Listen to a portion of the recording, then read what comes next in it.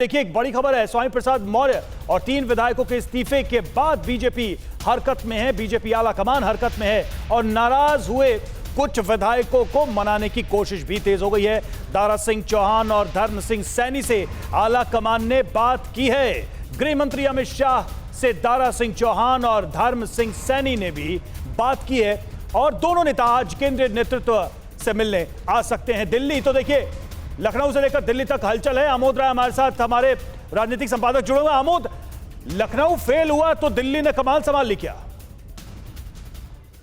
देखिए, लखनऊ चलाने वाले दिल्ली में ही बैठे हैं और पिछले 7-8 सालों से उनको उत्तर प्रदेश की नब्ज के बारे में बेहतर जानकारी है कि वहाँ पे किस जातीय समीकरण को कहाँ साधना है। लिहाजा दारा सिंह चौहान को अगर जाने से एक जो खास समाज है, जो नोनिया समाज के रिप्रेजेंटेटिव है, बीजेपी के पास उसकी कोई काट नहीं है। स्वामी प्रसाद मौर्य गए तो केशव मौर्य हैं, उनसे बड़े छोटे चेहरे नहीं हैं, उनसे बड़े ही चेहरे हैं। लेकिन अगर नोनिया समाज से दारा सिंह चौहान जाते हैं तो उनके लिए अल्टरनेटिव कौन हो सकता है? नहीं हो सकता है। बीजेपी के नेता इस बात को बखूबी जानते हैं और इसी तरह से बहुत सारे समाज के छोटे छोटे नेता अगर चले जाएंगे तो बीजेपी को दिक्कतों का सामना करना पड़ सकता है। बीजेपी आलाकमान इस बात को जानता है। लिहाजा गृह मंत्री कल से ही कोर ग्रुप की बैठक ले रहे हैं। आज भी यहाँ कोर ग्रुप की बैठक चल रही है। मुख्यमंत्री, दोनों उप मुख्यमंत्री, लेकिन हर तरफ एक ही चर्चा है और एक ही प्रश्न है कि ये देरी क्यों हुई बीजेपी की तरफ से।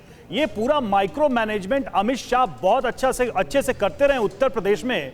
ऐसे में ये डिले, ये देरी क्यों हुई? चुनाव के ठीक पहले तारीखों का ऐलान हो चुका है, टिकटों पर मंथन चल रहा है, ये भी क्लियर हो गया है कि कितने लोगों को टिकट मिलेगी, किनको मिलेगी, और अब ये स्थिति हो गई कि मान मनोवल चल रहा है। ये देरी, ये डिले के पीछे की वजह क्या लग रही है?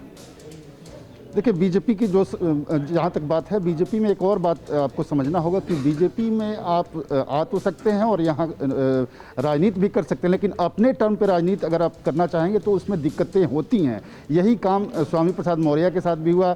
जब उनकी बेटी को यहाँ लोकसभा का टिकट दिया गया और वो लोकसभा सदस्य हैं भी, बेटे के लिए, भतीजे के लिए, इस तरह के और भी कुछ रिश्तेदारों के लिए अगर टिकट की बात होती है तो बीजेपी इस बात को उतने गंभीरता से नहीं लेती है। ये बात जाहिर है। बिल्कुल बिल्कुल आमोद, और अभी भी हालांकि उनकी बेटी ये कह रही है कि मैं बीजेपी से जुड़ी हुई हूं, पिताजी को बनाने की कोशिश चल रही है। लेकिन कोरोना धर्म नहीं देखता, जात नहीं देखता, अमीर गरीब ऊंच नीच नहीं देखता। कोरोना सिर्फ मौका देखता है, लेकिन आप उसे मौका मत दीजिए। बस इतना कीजिए, जब कभी दफ्तर से, बाजार से घर लौटिए तो इतना ख्याल जरूर रखिए कहीं आपके साथ कोरोना आपके घर तो नहीं जा रहा।